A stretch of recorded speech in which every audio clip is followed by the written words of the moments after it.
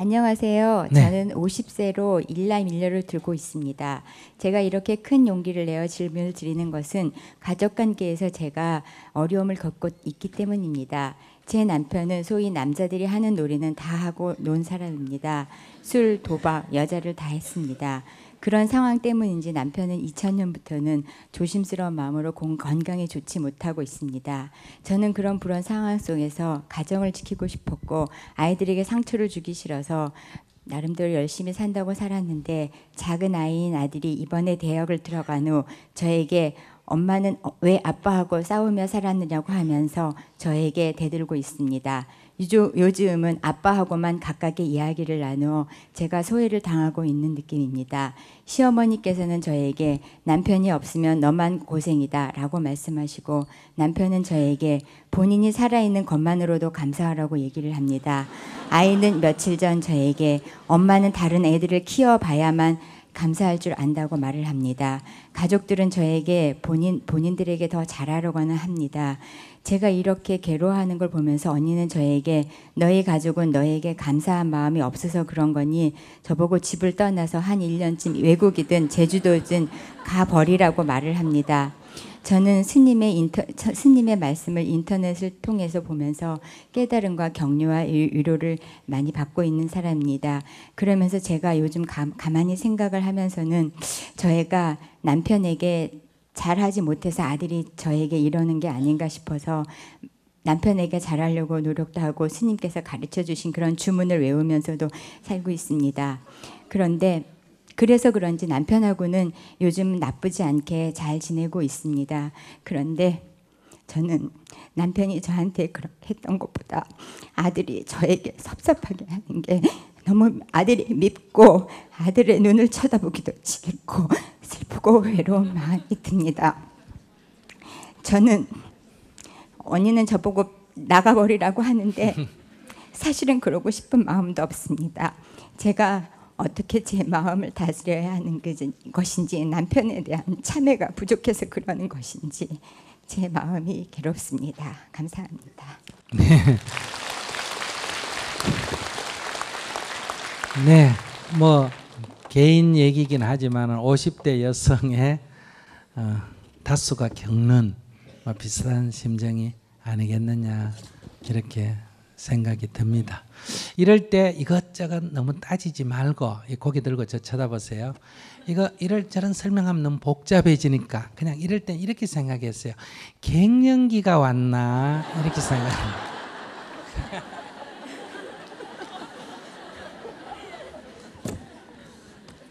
너무 이쪽 생각하면 복잡해. 그래서 아이고 갱년기가 왔구나 이런 정도로 웃어 그냥 넘겨버리는 게 최고요. 이거 해결한다고 뭐 성당가 열심히 기도하고 절에가 열심히 절하고 하는 것보다는 어떻게 하는 게 좋다고? 갱년기가 왔나? 와 요새 내 마음이 이렇지 이렇게 슬쩍 그냥 갱년기에다 책임 전가를 해버리는 게 좋다. 즉 그 말은 가볍게 넘겨라 이런 얘기예요. 그래 하나하나 따져보면 그래요. 남편이 젊을 때 지 맘대로 살았다. 그거는 어떻게 보면 나는 이래 사는데 네 맘대로 살고 해서 상대적으로 보면 기분 나쁠지 몰라도 지 맘대로 할 짓 다 하고 살았으니까 남편이 일찍 죽는다 그래도 내가 별로 미련이 안 남겠죠. 만약에 담배 술 먹겠다는 거 못 먹게 하고 담배 못 피게 하고 뭐 못하게 하고 이러다 죽으면 어떤 생각이 듭니까? 아이고 그래 죽을 줄 알았으면 실컷 먹도록 할 거 이런 게 생기는데 지 할 짓 다 하고 살았기 때문에 아이고 그래도 그 인간 뭐 지 할 짓 다 하고 살았어 이렇게 내려놓을 수 있으니까 이게 첫째 그것도 괜찮아요. 그리고 애들이 아빠하고 사이가 나빠가지고 이게 골치 아프지. 우리 애가 아빠하고 사이가 좋은 게 왜 골치가 아파. 이것도 좋게 생각하면 좋아요. 그런데 아빠하고 내가 남편하고 내 사이에 애를 네 엄마 좋아하니 아빠 좋아하니 자꾸 이렇게가 여기에 내 안 좋아하고 지 아빠 좋아한다 해서 섭섭하고 기분 나쁜데 그거는 엄마답지가 못해. 그러니까 애가 아빠를 좋아하는 거는 참 좋은 현상이에요. 그러니까 아이고 우리 애가 어릴 때는 아빠 이런저런 문제로 아빠 안 좋아하더니 이제 나이 들어 철드니까 남편을 좋아하구나. 이거는 내가 애를 잘 키웠다는 거예요, 못 키웠다는 거예요? 잘 키웠다. 나도 괜찮네.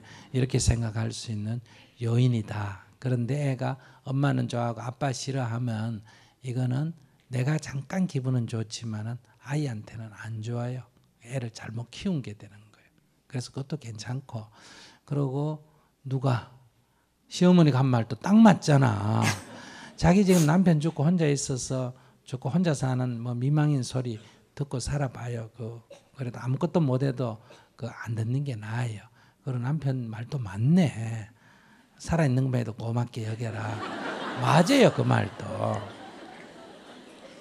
다 맞아. 자기도 괜찮고. 그래서 아무 문제가 없어. 한 가지 문제가 있다면 갱년기 장애. 그래서 스님한테 물어보니까 스님이 왜 아무 문제가 없다. 막 괜찮다, 괜찮아. 그렇다 하니까 자신감 가지고 그냥 사세요. 뭐 제가 저희 언니는 저보고 네가 떠나봐야 된다고 막 그러거든요. 그래 떠나고 싶으면 떠나도 되는데 그냥 내가 어디 가서 미국 생활하고 싶으면 그냥 가면 되지. 내 없으면 네가 내 필요 할 거야. 이런 심보로 가면 안 된다 이 말이야. 그런 심보로 가면 자기 없어진 뒤에 애는 좋다고 난리를 피우고 남편도 마늘 없이 이제 딴 데 놀러 더 잘 다니고 이제 다 좋아하는 일이 벌어지면 자기 이제 얻어갈 데도 없어져. 그래도 내 없으면 안 된다. 내 없으면 네 어떻게 밥 먹고 사노? 이래가 터줏대감을 딱 잡아놓고 그래도 외국을 갈 때는 뭐라고 가야 된다? 아이고 미안합니다. 이러고 갔다가 저를 쳐다와야지. 내 없으면 내가 못 사니까 한번 너도 본때 먹어. 이러면 처음에는 지금 선택이 지금 집 나가는 선택인데 이게 조금 더 발전하면 뭔지 알아요? 자살로 갑니다. 심리가 다음 심리는 자살입니다. 내주고 봐야 너가 내가 얼마나 소중한 줄 알지. 내가 없어야 너가 이렇게 이제 심리가 가는 전초전이니까 내가 볼 때는 그거는 우울증의 시작이에요. 그래서 이게 갱년기 장애가 우울증보다는 듣기가 좀 낫잖아.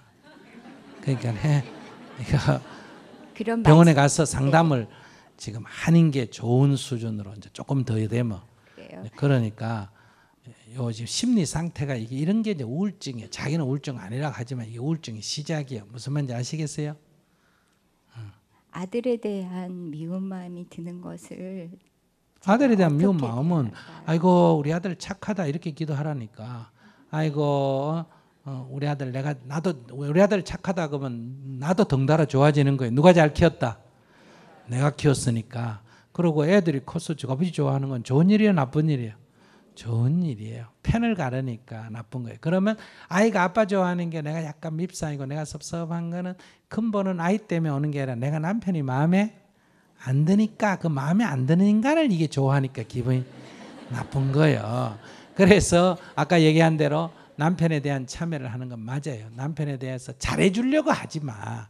내가 당신 지 멋대로 지 인생 사는데 나도 내 인생 살면 되는데 왜 남을 그래 자기는 집에 갇혀 살고 남편 자유롭게 사는 걸 그렇게 질투를 해야 저게 좋아 보이면 지도 자유롭게 살면 되지. 못하는 자기가 문제지.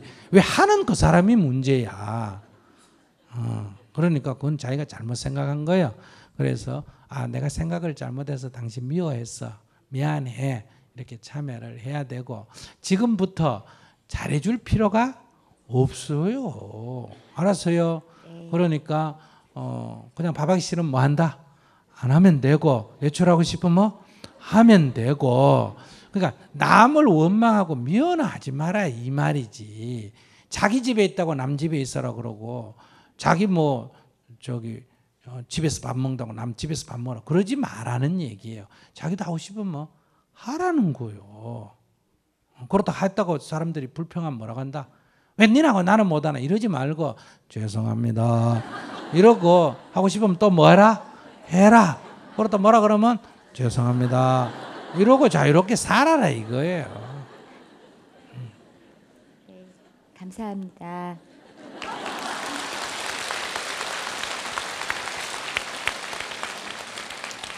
밉다고 밥을 안 해주면, 남편 밥 안 해주고 애 밥 안 해주면 이거는 감정이 휩싸인 거라 그래. 알았어요? 그러니까 어떻게 밥을 안 해준다? 아프다고 하고 밥을 안 해줘야 돼. 아시겠어요? 미버가 밥 안 해줘 이렇게 생각하면 안 돼. 그냥 밥을 안 하고 누워 있는 거예요. 엄마 밥 이러면 아이고 엄마 아프다 이러면 되는 거예요.